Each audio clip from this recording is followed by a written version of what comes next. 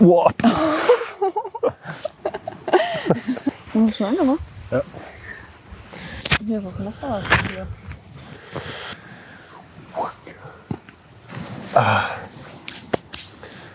Wie hast du letztes Mal angefangen? Ich habe uns vorgestellt. Dann machen wir. Schon wieder? Hallo, wir sind Lea und Sönke und wir machen eine Weltreise. Wir sind hier in... Was? Ist doch richtig. Wir sind hier auf Prince Edward Island, einer wunderschönen Insel im Osten Kanadas. Es ist gerade Sonnenuntergang. Wir haben einen ultraschönen Ausblick und dachten, wir haben nichts Besseres zu tun, als zu erzählen, was wir in den letzten Wochen so erlebt haben.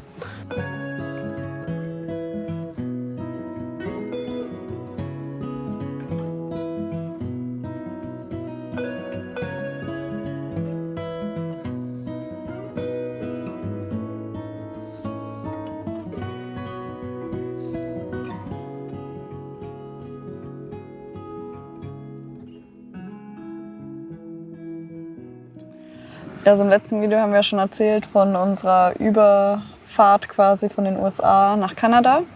Und dann sind wir in der Stadt Niagara Falls auf der kanadischen Seite angekommen und haben dann den darauffolgenden Tag bei den Niagara-Fällen verbracht. Und zwar sehr gewaltig.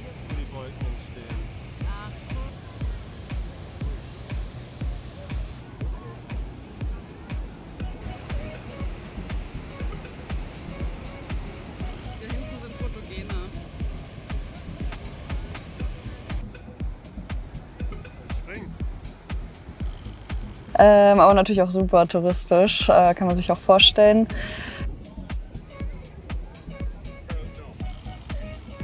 Ich fand es trotzdem, also hat sich schon gelohnt, dadurch, dass unsere Route da lang gegangen ist, kann man da schon mal Abstecher machen.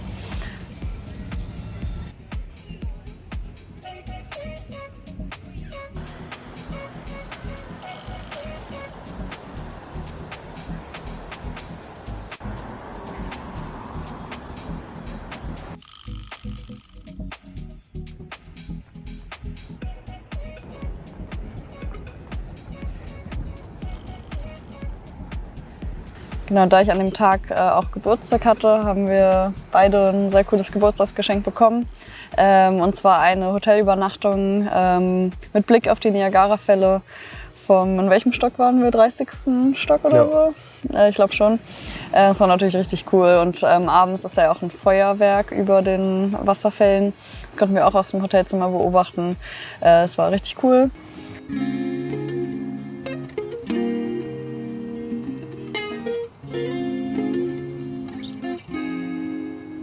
Wir sind dann auch zum Whirlpool gelaufen. Das ist eine Biegung des Niagara Rivers. Durch die Flussbiegung kommt es zu richtig krassen Strömungen, Stromschnellen und man will da auf jeden Fall nicht drin sein im Wasser, weil es schon gefährlich.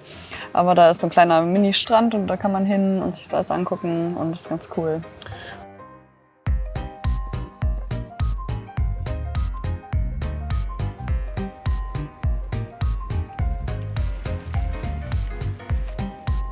Und zurück sind wir dann noch getrampt.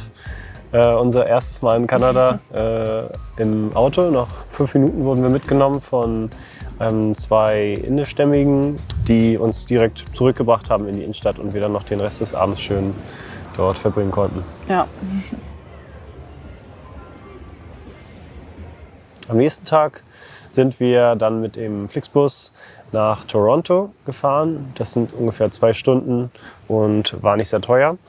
Dann sind wir mittags ungefähr bei unseren Gastgebern angekommen, die wir über Couchsurfing gefunden haben, haben dort unsere Sachen abgelegt und haben uns dann Toronto angeschaut.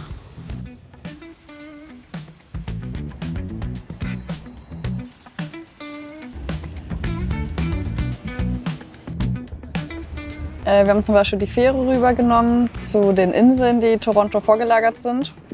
Das ist richtig cool, weil es wie so ein Park angelegt ist und da gibt es auch dann einen Strand und wir sind da ein bisschen rumgelaufen und waren da auch am Strand. Wir haben uns da auch hingelegt und waren dann im Lake Ontario auch baden. Außerdem haben wir natürlich noch die ganzen Sightseeing-Sachen. An einem Tag sind wir einmal ein bisschen rumgelaufen und haben uns so das Wichtigste angeguckt. Und es ist eine ganz coole Stadt, aber ja.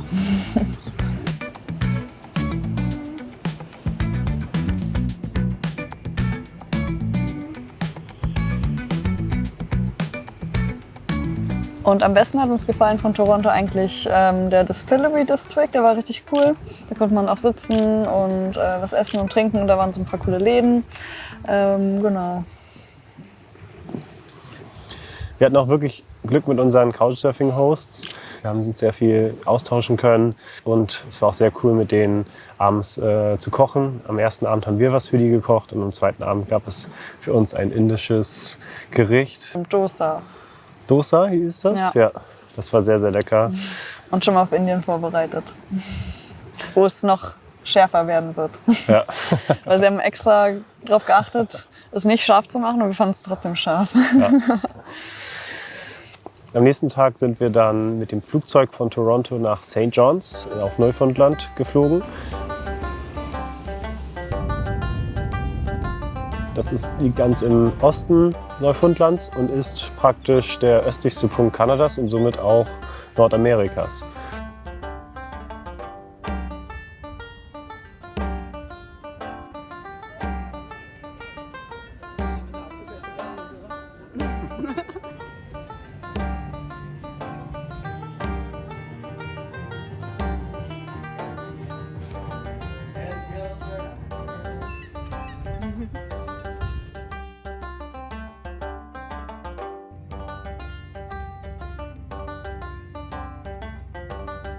In St. John's beginnt auch der Trans-Canada Highway. Genau, und damit beginnt auch unser Hitchhiking-Abenteuer einmal quer durch Kanada, was wir halt in St. John's dann gestartet haben. Sorry. Was ist da denn? Vielleicht so eine Der ist wieder Seerobbe. runtergegangen. Ja. Süß, eine Robbe. Ja, rennt er jetzt hin. Immer diese blöden Tiere. Wo waren wir stehen geblieben? Das ist der Trans-Canada Highway beginnt. Ah ja. In St. John's beginnt auch der Trans-Canada Highway. Und damit begann unser Hitchhiking-Abenteuer einmal quer durch Kanada, was wir halt in St. John's gestartet sind und dann ungefähr 2 Monaten dann in Victoria auf Vancouver Island beenden wollen. Aber bevor wir uns an die Straße gestellt und das erste Mal den Daumen rausgereckt haben, sind wir den Signal Hill hoch. Das ist ein Hügel bei der Einfahrt des Naturhafens von St. John's. Ein super schöner Ort, den ich vor 8, 9 Jahren auch schon einmal gesehen hatte. Und ich wollte unbedingt dort wieder hin und mit Lea das erste Mal unser Zelt aufschlagen. Dann sind wir dort im Sonnenuntergang hinmarschiert mit unseren 20 Kilo Gepäckstücken. Ja. Es war sehr anstrengend, gerade ein paar Straßen hoch und runter. St. John's ist nämlich ein bisschen so wie San Francisco, dass man da sehr hohe Steigungen hat. Und ja, als wir dann angekommen sind und unser Zelt aufgeschlagen haben, war gerade die Sonne am Untergehen. Das war super schön, da haben wir noch was gegessen. Ja, leider in der Nacht war es schon sehr windig, weil wir haben nicht den besten Spot uns rausgesucht. Also es war ein bisschen so eine Windschneise.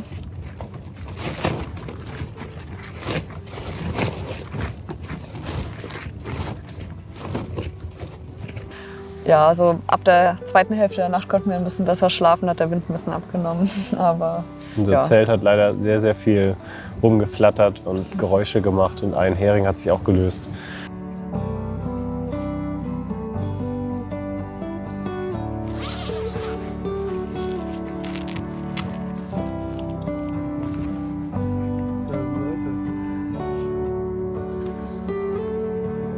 Schlechter Schlaf kündigt immer gute oder besonders schlechte Ereignisse an.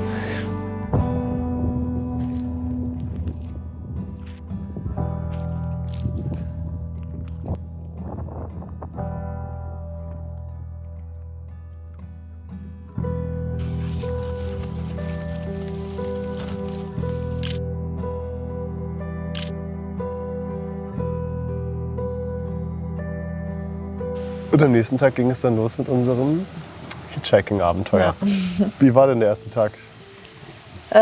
Also wir sind direkt in der Innenstadt quasi gestartet. Da ist immer ein bisschen schwierig rauszukommen, weil die meisten Leute, die da lang fahren, nur kurze Distanzen innerhalb der Stadt fahren und einen nicht mitnehmen. Aber irgendwann hat es geklappt und als wir dann draußen waren und an der ersten Tankstelle gewartet haben, also hatten wir eigentlich immer Glück. Innerhalb von 10, 15 Minuten kam eigentlich immer jemand und hat es mitgenommen. Und genau, der Tag hat damit geendet, dass wir auch einen sehr netten Menschen kennengelernt haben. Ja, Chang war wahrscheinlich einer dieser Kanadier, die man sich so vorstellt, wenn man sagt, sie seien hilfsbereit und würden für Fremde übers Wasser laufen. Auf jeden Fall. Er hat uns eingesammelt, wollte eigentlich nur ein paar Kilometer weiter zurück zu sich nach Hause fahren, hatte auch eine Pizza dabei für seine Frau, hat uns kurzerhand mitgenommen und uns zu Hause auch gefüttert. Wir hatten nämlich noch kein Mittag gehabt. Und dann hat er gesagt, so, jetzt fährt er uns erstmal ordentlich weiter. Wir wollten zur Fähre, die nach Fogo Island uns rüberbringen würde. Es war halt auch schon spät am Nachmittag. Und er hat uns tatsächlich bis zu dieser Fähre gebracht, von sich zu Hause. Und nicht nur das, er hat uns auch noch ein Abendessen spendiert. Er hat uns noch Geld gegeben. Und die Fährfahrt. Die Fährfahrt gezahlt, als wir dann da vor Ort waren. Es war unglaublich. Es war einfach so, es hat ihm so viel Spaß gemacht, anscheinend mit uns den Nachmittag zu verbringen. Das war, glaube ich, auch ein Sonntag. Ja. Und ja, man hat einfach auch so viel Freude bei ihm gesehen, dass er was mit uns machen konnte. Ja. Und so, Ja. ja. Dann ist er extra 300 Kilometer gefahren, um uns abzusetzen. Und musste dann ja alleine ohne uns dann 300 Kilometer wieder nach Hause Völlig fahren. selbstlos. Ja, Und richtig nett und wir haben Ja. uns sehr gefreut. Was haben wir auf Fogo Island so erlebt? Ja, und dann war es super, dass wir die Fähre noch bekommen haben, weil es war auch eine der letzten, die noch nach Fogo Island an dem Tag gefahren ist. Und auf Fogo Island wurden wir dann von Owen und Jason und deren Hund Holly abgeholt. Die kennt sie irgendwie über 3 Ecken. Und die vermieten Ferienhäuser auf der Insel. Und eins der Ferienhäuser war für die eine Nacht nicht vermietet. Und dann durften wir netterweise umsonst in einem einen Airbnb schlafen. Das war richtig cool. Ja, das war ja, richtig perfekt. Wir hatten auch eine super Aussicht aufs umliegende Dorf und aufs Wasser auch. Und es war richtig schön. Die Insel ist auch ja, eher ein bisschen kleiner. 2000 Einwohner wohnen da mittlerweile. Am nächsten Morgen sind wir dann kurz joggen gewesen. Am Fogo Island Inn vorbei. Ein sehr, sehr teures ein sehr, sehr teures Hotel. Ein sehr, sehr teures Hotel, was anscheinend auch sehr viel Wirtschaft in diesen Ort gebracht hat, auf die Insel. Und dann sind wir noch 2 Hikes gelaufen in den nächsten Tagen, haben ein bisschen gegessen, leckere lokale Fische. Wir hatten auch Glück, weil es gerade in den Tagen ein bisschen regnerisch war. Da ist ein Tief über Nordamerika rübergezogen.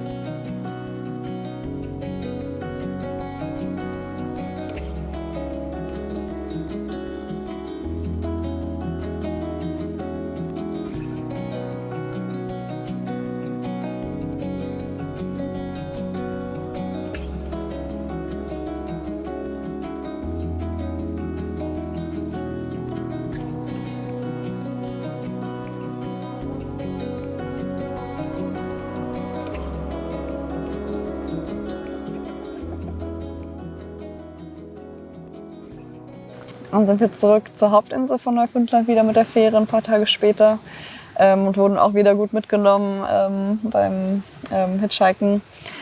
Bis an einem Punkt, da hat es dann leider angefangen zu regnen und dann haben wir ungefähr 2 Stunden Zeit überbrücken müssen, sind zwischendurch immer in Tim Hortons gegangen, haben uns was zu essen geholt und uns vom Regen geschützt und waren aber teilweise auch im Regen auf der Straße. Uns hat halt niemand mitgenommen. Wir haben auch Leute an der Tankstelle direkt gefragt. Genau, was hat da nicht geklappt. Aber dafür hatten wir dann, als es dann geklappt hat, wirklich auch sehr viel Glück gehabt. Ja, und zwar hat es gerade wieder aufgehört zu regnen und ein Auto hielt dann an und hat uns gefragt, wo wir hin wollten, nach Deer Lake. Und hat uns dann gesagt, ja klar, wir fahren euch dahin. Und es stellte sich heraus, dass die beiden, die uns mitgenommen haben, Michelle und Patrick, super liebe, Outdoor-begeisterte Reisende waren, die ein bisschen weiter südlich gewohnt haben. Und ja, wir einen ganz tollen Nachmittag hatten mit denen und ungefähr 3 Stunden mitgenommen wurden. Kurz bevor wir bei Deer Lake angekommen sind, wo wir eigentlich auf dem Campingplatz wollten, haben die beiden uns dann netterweise sogar angeboten, dass wir bei denen zu Hause schlafen könnten. Ja, uns hat es auf jeden Fall sehr gefreut. Wir haben uns sehr gut mit denen ja auch schon unterhalten und verstanden. Und ja, dann haben wir netterweise in deren Gästezimmer schlafen dürfen. Haben sogar noch mal wieder Abendessen gekocht bekommen. Richtig lieb und es war auch sehr lecker. Und haben uns noch weiterhin richtig gut unterhalten. Es war ein richtig schöner Abend. Patrick und Michelle sind wirklich liebenswürdige Leute, die uns sehr, sehr viel über ihre Reisen erzählt haben und sich einfach sehr, sehr für uns auch interessiert haben. Und zum Spaß haben sie auch gesagt, sie würden uns gerne adoptieren, weil wir so weit von zu Hause weg sind. Und das hat uns auf jeden Fall sehr gefreut, dass die uns so ins Herz geschlossen haben. Ja. Am nächsten Tag haben Michelle und Patrick uns sogar noch zu unserem Spot für unseren nächsten Hike gefahren und abgesetzt. Da konnten wir auch unsere Backpacks zum Glück lassen. Sind dann nur mit den kleinen Rucksäcken los. Und es war die bis jetzt längste Wanderung, die wir gemacht haben in den paar Wochen. Es war 17 Kilometer beim Rosemont National Park. Es war wirklich super schön.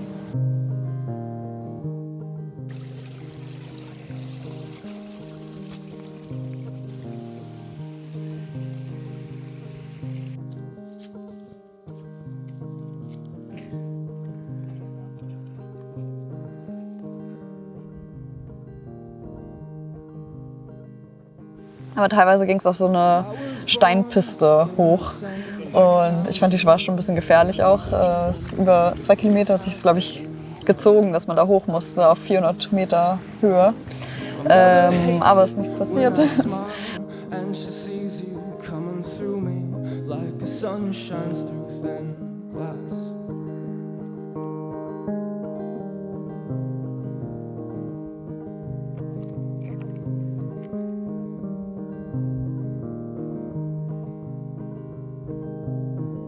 It's not like you were really gone. It's not like you were really gone. It's not like you were really gone. But you were, and I never felt love. But you were, and I never felt love. My uncle gave me on the day that I turned 13 a black box that said Gillette, rusted and scratched. And it was full of memories and memorabilia. Und ja, genau, nur auf dem Rückweg bin ich noch in eine Pfütze leider gesprungen. Stimmt. Was ein bisschen blöd war, weil meine Schuhe dann natürlich also einer von beiden total nass war. Ja. Auf jeden Fall hat sich der Ausweg extrem gelohnt, diesen Weg da hoch zu kraxeln. Und wir waren auch, wir waren nie alleine. Es gab immer wieder Leute da, die wir überholt haben, die uns dann wieder überholt haben. Es war eigentlich immer ganz lustig, viele junge Leute, aber es war echt richtig cool. Ja. Und als wir dann an der Straße wieder standen und wieder zurück wollten, haben uns sogar welche mitgenommen, die wir auch auf der Wanderung quasi getroffen haben. Ja, ganz beflügelt von unserer guten Wanderung haben wir dann spontan noch überlegt, ob wir es nicht schaffen könnten, bis zur Ende der Insel zu trampen, bis nach Port aux Basques, wo dann die Fähre zurück aufs Festland von Kanada fährt. Die fährt nämlich immer zweimal am Tag, einmal mittags und einmal ganz spät abends. Und dann fährt sie über die Nacht. Und diese Nachtfähre hätten wir halt theoretisch von der Fahrzeit her noch schaffen können. Ja, und dann sind wir ganz, ganz schnell wieder zurück nach Dirlek getrampt. Und von dort hat uns dann ein Taxifahrer mitgenommen, der dann uns bis nach Corner Brook gebracht hatte, weil er da halt gewohnt hat. Das war super lustig. Wir hatten erst gesagt, nee, wir wollen nicht zahlen. Und dann hat er gesagt, ja klar, ich bringe euch auch so. Und als wir dann gemerkt haben, wir fahren jetzt gerade nach Corner Brook, wo ja Michelle und Patrick sind, und als wir auf die Uhr geschaut haben, es dunkel wurde und wir gemerkt haben, das wird wahrscheinlich nichts mehr, haben wir kurzerhand bei unseren Adoptiveltern angerufen und gefragt, ob wir noch mal bei denen vorbeikommen können. Und die haben uns natürlich mit offenen Armen empfangen.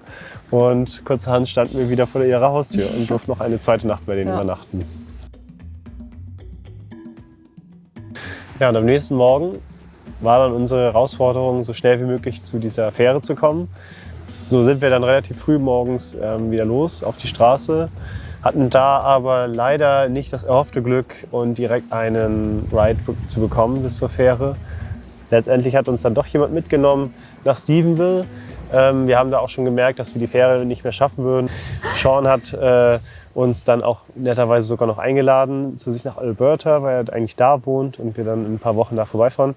Und er hat uns noch einen guten Pizzaspot empfohlen. Es war zwar noch relativ früh, aber wir sind dann trotzdem dahin und haben uns eine Pizza geholt. Und als wir dann gegessen haben, kamen wir auf einmal noch mal rein hat sich selber auch noch was bestellt, hat sich kurz zu uns gesetzt, wir haben noch mal ein bisschen geredet und dann ist er wieder gegangen. Wenig später kam dann die Bedienung zu uns und meinte, ja, eure Pizza wäre gerade bezahlt worden und wir bekommen auch noch ein Dessert, so einen leckeren Blaubeerkuchen. Das war unglaublich. Er hatte dann einfach noch schnell für uns bezahlt, ohne dass wir es wirklich mitbekommen haben. Und ja, was für eine... Ja, Großzügigkeit und Freundlichkeit. Ja, und dann haben wir den Nachmittag noch in Stephenville ein bisschen verbracht, ein bisschen was angeschaut und sind dann Richtung Port-au-Basque zur Fähre. Da war noch so ein komischer Typ, der uns mitgenommen hat. Der war eigentlich ganz lieb, aber hat so ein bisschen wirr gesprochen und es war so ein bisschen komisch, sich mit ihm zu unterhalten. Er hat uns auch zu sich nach Hause kurz eingeladen und hat uns was gezeigt. Aber da waren wir ganz froh, dass wir dann mit dem dann irgendwann Tschüss sagen konnten, weil so viel konnten wir mit dem leider nicht anfangen. Ja. Aus Netter war es uns sogar bis nach Port-au-Basque zur Fähre gefahren hat, obwohl es nicht auf seinem Weg lag. Und dann waren wir letztendlich sogar so früh da, dass wir noch 5 Stunden oder so zu überbrücken hatten, bis die Abfahrt war. Ja, die Abfahrt war dann kurz vor Mitternacht. Wir waren dann aber auch schon ein bisschen früher auf dem Boot und haben uns da sehr bequem gemacht. Man kann sich auch Kabinen mieten, aber wir sind natürlich Geizhälse und haben nur die Sitzplätze gebucht und hatten ja glücklicherweise unsere Isomatte und Matratze mit und haben uns da zwischen den Sitzen dann sehr, sehr gemütlich gemacht. Und ich habe echt gut geschlafen. So. Ja. Nicht perfekt, aber besser, als wenn ich gesessen hätte auf den Sitzen. Ja, und dann sind wir morgens aufgewacht und waren kurz vor Nova Scotia, was unser nächstes Kapitel Provinz, war. Ja. Insgesamt hatten wir Neufundland echt extrem gastfreundlich, wie man das auch schon aus unseren Berichten merkt. Die Leute sind einfach darüber hinausgegangen, was wir für möglich und für normal finden würden. Und was wir verlangt haben wir nichts, außer dass sie uns vielleicht mitnehmen auf der Wegstrecke, die sie fahren, aber ja. Ja, man wurde nicht nur innerhalb von 5 bis 10 Minuten mitgenommen, sondern auch gleich Essen ausgegeben, eingeladen, in die gesamte Familie aufgenommen. Und uns ist auch aufgefallen jetzt, weil wir schon ein Stückchen weiter sind, die Neufundländer sind auch nochmal dafür bekannt, wirklich die freundlichsten Kanadier zu sein. Und das war wirklich ein toller Start in unsere Hitchhiking Challenge. Klappt bisher extrem gut und so kann es auf jeden Fall weitergehen. Ja. Am allerbesten hat uns eigentlich gefallen, so von den Orten her, Signal Hill, aber der Gros Morne National Park war auch cool und Fogo Island. Das war auch nochmal ganz anders eigentlich, aber auch nochmal richtig cool. So ein bisschen abgelegener und so. Und dann wollen wir uns noch einmal ganz, ganz doll bei unseren ganzen Leuten bedanken, die uns mitgenommen haben und die uns bei sich schlafen haben lassen. Es ist wirklich unglaublich, dass wir das machen können und wir sind wirklich sehr dankbar und ja, versuchen so gut wie möglich wertschätzen zu können. Während wir im Moment wahrscheinlich das nächste Video schon bearbeiten, was wir so in dem maritimen Kanada erlebt haben, könnt ihr auch gerne einmal auf unseren Blog schauen, invaluablediary.com. Da gibt es noch ein paar weitere Texte und ein paar Bilder, die man sich anschauen kann. Unser Hub unserer Weltreise, wo wir hoffen, dass alle Leute das finden, was sie sehen wollen. Ja, damit haben wir es geschafft. Tschüss. Wir sagen Tschüss und bis zum nächsten Mal. So, jetzt schnell ausmachen und den Sonnenuntergang genießen. Ja. Soll ich sagen? Ja.